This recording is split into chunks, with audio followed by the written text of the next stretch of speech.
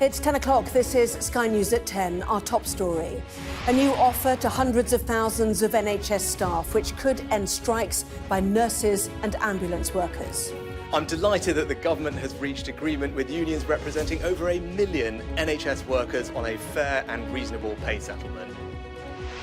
Health workers can now decide between taking further strike action and picking up an offer. Also tonight, violence erupts in Paris after President Macron attempts to push through pension reforms without a vote. More bank turmoil as the First Republic Bank in the US is rescued with a $30 billion. The Pentagon releases a video of a Russian jet releasing fuel on a US drone, calling it a reckless interception. The social media app TikTok has been banned on all government devices. And Sky News analysis can reveal the councils spending more on paying bank loans than on services. Plus, we'll take a first look at tomorrow's front pages. That's in our press preview from 10:30.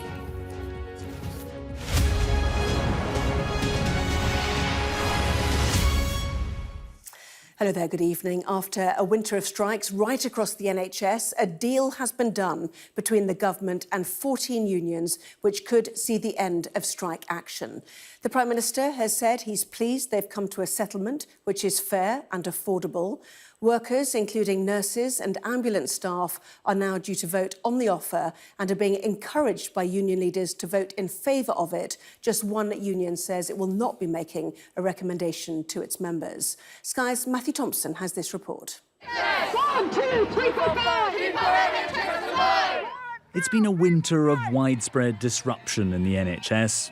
Staff, from porters to nurses, physios to ambulance workers, angered by their wages and conditions. Country's #1 public service priority. And after nearly 20,000 cancelled operations and months of strikes, a breakthrough. I'm delighted that the government has reached agreement with unions representing over 1 million NHS workers on a fair and reasonable pay settlement. This agreement rightly recognises the fantastic work that our NHS workers, like nurses, midwives and paramedics do, whilst also being affordable for the taxpayer. The Royal College of Nursing initially demanded a pay increase of 19%. This deal falls some way short of that, with an initial one-off payment of 2%, in addition to the pay review body's recommendation of at least a 4% salary increase. There will also be a 5% increase in wages next year, while the lowest paid workers will receive a 10.4% bump, bringing them in line with the national living wage. Unions admit the offer is lower than initial expectations. Now they must convince their members to vote for it. Health workers can now decide between taking further strike action and picking up an offer. I know that me and other trade unions work together to engage with the government and press for as much money as we could. One of the key outstanding questions, though, is where this money comes from. There was no pot announced in the budget. The Health Secretary has been clear that it won't come from patient funding. But if it is to be found from somewhere else in the NHS budget, well then what has to be cut to pay for it? And there are no guarantees that union members will accept. Bert is an oncology nurse and says the offer isn't enough to make up for the increase in pressure and decrease in conditions. Personally, I would say no to this offer because I don't think it's an offer that comes towards the challenges that we have within the NHS, and I'm ready to step up and strike again. Our NHS! Our NHS! Tens of thousands of NHS workers voted to strike for better pay. Now they must decide if the offer is good enough. But with junior doctors still to start their own negotiations with the government, the threat of yet more walkouts hasn't gone away. Matthew Thompson, Sky News. Well, our political correspondent Liz Bates is at the Department of Health. So progress for health unions, it seems, Liz, but does this deal have any impact on the other strikes and negotiations currently ongoing? Well, I think that's the big question. I have to say, first of all, this does feel like it could be a real breakthrough moment. Started, I think, by the union suspending strikes, coming back to the table. The government, in the end, as well, moving quite substantially on pay. Worth saying as well, in Scotland, a similar pay deal has been reached. Unions there representing NHS and ambulance workers have accepted a pay deal there, which would give their workers an average of 6.5% pay increase this year into next year. Your question, will it have a domino effect on the many other industrial disputes that are going on? Junior doctors, of course, teachers, transport workers and many others. Well, there are still obstacles in the way, not least, of course, is the money there to fund pay offers across all of those different sectors. And on the other side, is there a willingness among union bosses to suspend strikes, to progress talks? That is what the government is saying they need to do. But look, I think there will be real pressure now on both sides to recreate what has happened today. But I think they will also be encouraged by the deals that we've seen, because I think it's fair to say that after months of stalemate, this is a huge step forward. Liz, thank you. Thousands of people have come out onto the streets of Paris to protest pension reforms being pushed through Parliament without a vote. Tear gas and water cannon have been used by police in the French capital tonight to try to disperse the crowds. Our international correspondent John Sparks reports. These are the scenes tonight in the heart of the French capital, with French riot police being pelted with cobblestones, responding with tear gas and water cannon.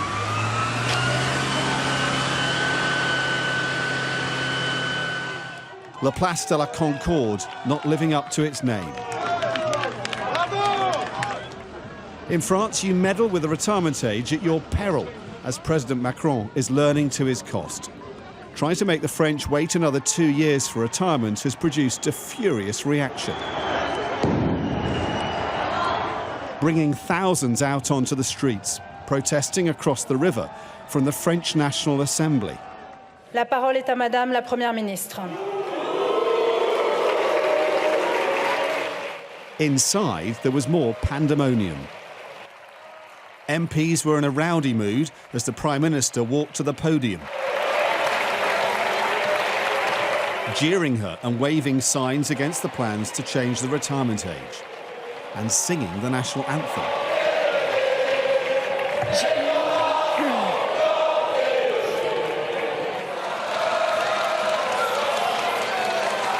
Aussi, sur le fondement de l'article 49... Elizabeth Bourne fought to be heard as she announced the government would be forcing the changes through Parliament without a vote. The government has for now advanced its controversial plans, but at a huge cost, and exposed their enormous unpopularity, giving a boost to opposition politicians like far-right leader Marine Le Pen. It's an acknowledgement of total failure for Emmanuel Macron, because it's his reform. He is the one who carried it. It was even the only one he defended during the presidential campaign, so it's his personal failure.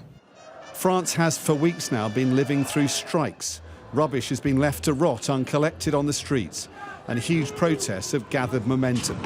That unrest now looks likely to intensify. Dominic Waghorn, Sky News. America's largest banks have tonight stepped in with a $30 billion rescue package to shore up First Republic Bank. Stocks on Wall Street rallied on the news, which followed turmoil in the banking sector, starting with a run on Silicon Valley Bank last week. Our US correspondent Mark Stone joins us now live from Washington. So 2 banks down already in the States, Mark, and now this big effort to prop up a third. What is the significance of this?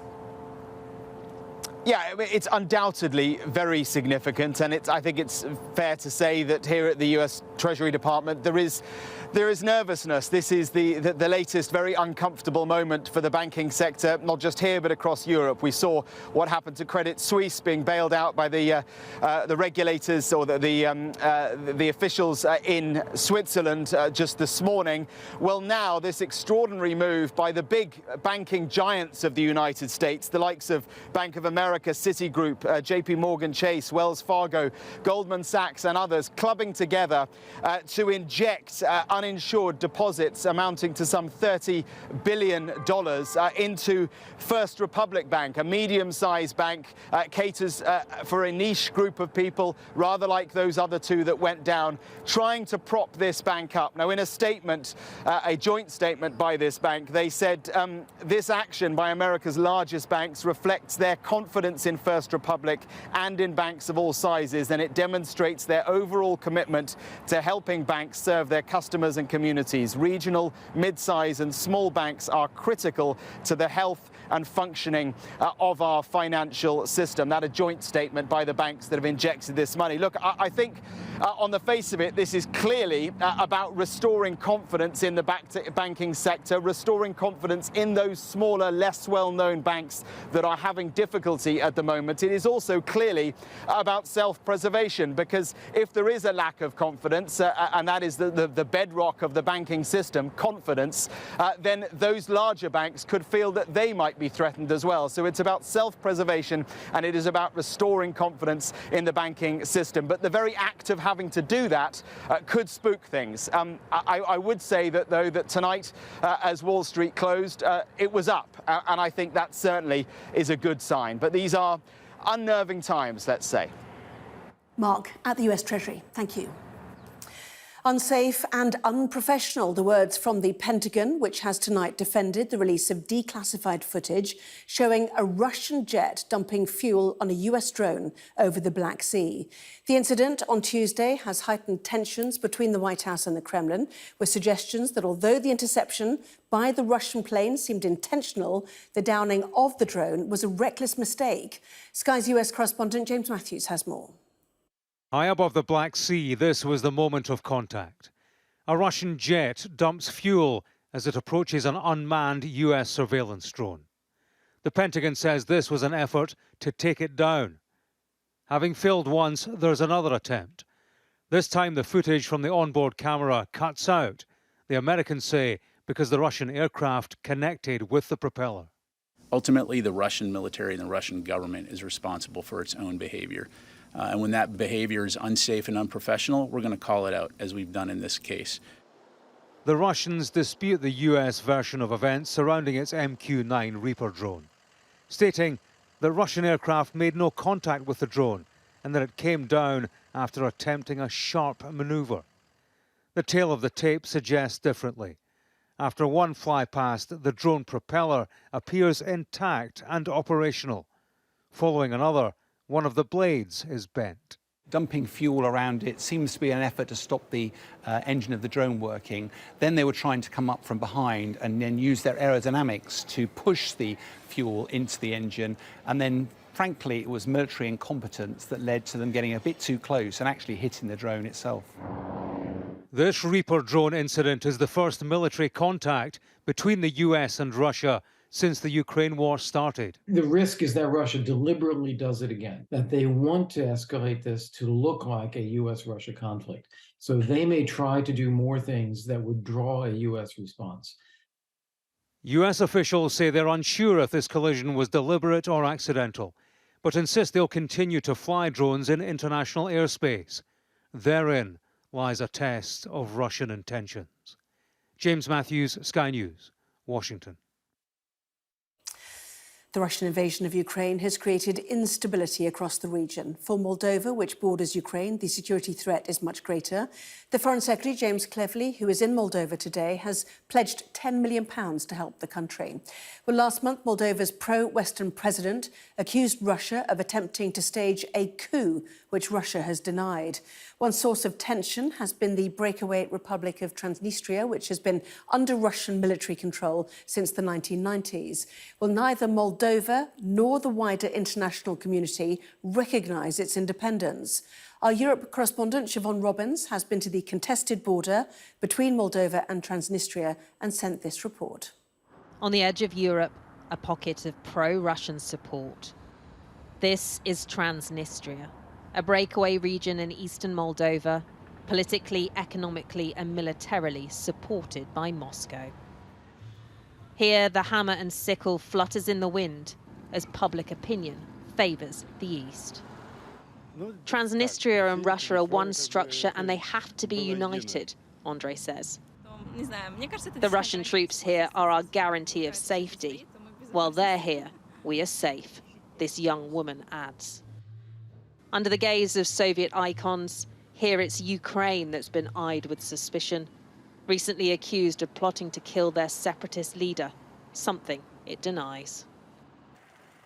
A few miles away in pro-Western Moldova, allegiances are very different. And Transnistria? Local Mayor Ludmila says they're feeling nervous of their neighbours. I believe they have a big base of World War II weapons, and this is our biggest fear, she tells me. We hope they won't come here with their weapons, because Moldova has a small army. Moldova is in the middle of a kind of political tug-of-war, with the Russians trying to exploit divisions of the past, and the government here trying to keep everyone together. Russia's been accused of stirring up unrest at anti-government protests and spreading propaganda to weaken Ukraine's allies. In Moldova's capital, the UK Foreign Secretary came with a message of support and £10 million to help fight Russian interference. How likely is it, do you think, that Moldova could be Russia's next target? And what's your message to President Putin? Moldova's been doing all the right things, but in his arrogance, Putin has attempted to punish Moldova for doing those right things, and it is incumbent upon the UK and our friends and allies across the European continent to support Moldova as it continues on that progressive journey in the right direction. Ministers don't expect Russian tanks to roll across this border anytime soon. But make no mistake, they are fighting a war, a battle against disinformation and disruption aimed at spreading fear and unrest. Siobhan Robbins, Sky News, Moldova. TikTok for many is considered a social media platform for young people, but today it was the focus of a debate in Parliament. The government has banned TikTok from UK government phones over security concerns around the Chinese-owned video app. Sky Science and Technology editor Tom Clark reports. Hi. There was a time when government embraced TikTok. I want to say thank you for staying at home. It's easily the most popular social media app amongst young people.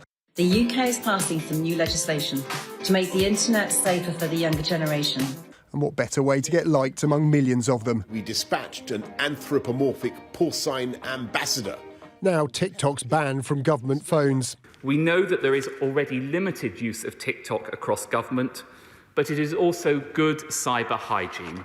The main reason TikTok's parent company ByteDance is Chinese. TikTok's ability to act as a data Trojan horse is gravely concerning, and tackling techno-authoritarianism must be one of our foremost priorities. So TikTok is too risky for ministers and officials to have on their government-issued devices. But of all the apps on our phones, it's arguably no worse than other ones when it comes to the amount of personal information it has. It knows who we are, where we are, what device we're using, even our contacts, and the content of our messages. But so too to other apps like Instagram, Facebook, and YouTube. The key question with TikTok is actually more about whether or not, if the Chinese government were to ask TikTok to turn over its data, whether TikTok would be able or legally able to refuse that request. Try telling them that. Today, Net Zero Secretary Grant Shapps posted on TikTok that he'd continue using it on his personal device. And it's not clear if the ban will have any impact on millions of UK TikTok users. I'm not leaving. The company today said it was disappointed by the decision, saying it believes government bans in the EU, the US and now here are based on fundamental misconceptions driven by wider geopolitics. But is it just the beginning? The Biden administration has threatened an outright ban on TikTok unless it sheds Chinese ownership. The UK has stopped short of that. But can the world's most popular video reel app persuade the West to keep on swiping? Or is trust ebbing away? Tom Clark, Sky News.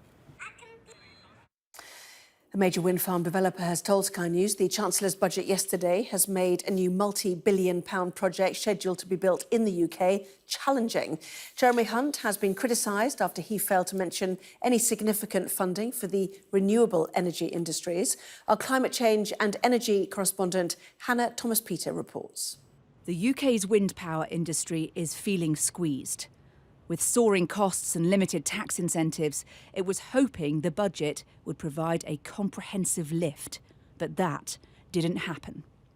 Now, major wind farm developer Ørsted is questioning whether Hornsea 3, its largest project yet, can even go ahead. We were really hoping that we would see a response to what we and other project owners had been looking for from the Chancellor, and he's focused his efforts on other areas.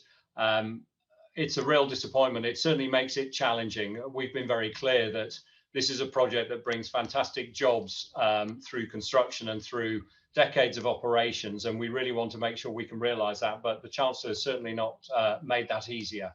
It is a stark warning from a critical industry player. Hornsea 3, here's the planned location about 75 miles off the Norfolk coast, is due to begin production in 2026. If it goes ahead, the £8 billion project would be the biggest wind farm in the world, with around 230 wind turbines generating enough electricity to power more than 3 million homes. Projects like this are crucial to the government's ambitions to deliver a 5-fold increase in offshore wind power by the end of the decade.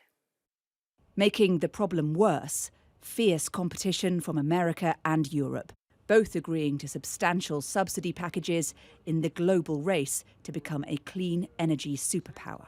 We're one of the largest investors in UK infrastructure, generating jobs right across the country. But I think we can't really take that position for granted. It's not just us now leading the way with minimal competition from abroad. Other countries are really hot on our heels. The government is due to set out further measures to incentivise investment in the nation's renewable industries. Industries now looking for reassurance that the UK, after leading on wind for so long, isn't about to start falling behind. Hannah Thomas-Peter, Sky News. Money is tight across the public sector, but perhaps nowhere more so than in local government. Sky News analysis has found evidence of the financial straits which some local councils find themselves in, with two in Surrey spending more on debt interest and paying back loans than they do on providing local services, such as transport and social care. Here's our data and forensics correspondent Tom Cheshire with the second of 3 reports into how our councils are faring in the cost of living crisis. Nottingham Castle was built nearly 1,000 years ago as an impregnable Norman fortress. Even as a tourist attraction, though, it's just as inaccessible. Owned by the council, it's been closed since November, when its trust went into liquidation. The castle is a symbol of a city and of a council that's struggled financially in the 2 years since it lost £38 million on a failed company, Robin Hood Energy. That's meant cuts to vital services, like Base 51, a youth centre just around the corner from the castle, which has only 6 months left in this property unless it gets more funding. Before I started coming here, I was going out, getting into trouble, but since I started coming here, they offered counselling, and obviously that's hoping to get onto a better path. If I weren't here, I'll be getting in trouble every day, basically. I'd probably get arrested by now. Nottingham was forced to issue what's known as a Section 114 notice, an official declaration of financial distress. It's not the only one. Slough, Thurrock, Croydon have done the same within the last year, and Woking has warned it might have to as well. The notices have come as councils receive much less funding from central government. This shows the decline over the last 8 years, a nearly 90% drop. Councils have had to find money elsewhere. Sky News analysis reveals that some are now spending more on servicing debt than they are on providing services. Spelthorne, for instance, spends more than 1.5 times more, although the council told us the income from their investments outweighs the debt. Woking in Surrey has racked up nearly £2 billion in debt investing in property developments like this, and it's in danger of running out of cash. You might ask why a commuter town like Woking needs a skyline like Singapore. But these towers are the products of a system whose demands, whose incentives have changed. With less funding from central government, councils were urged to find new revenue streams.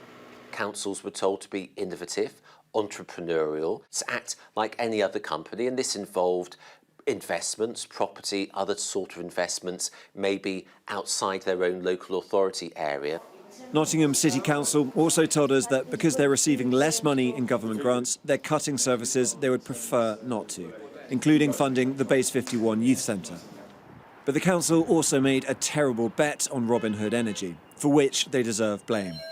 So does the funding system that incentivises those bets. Tom Cheshire, Sky News, Nottingham.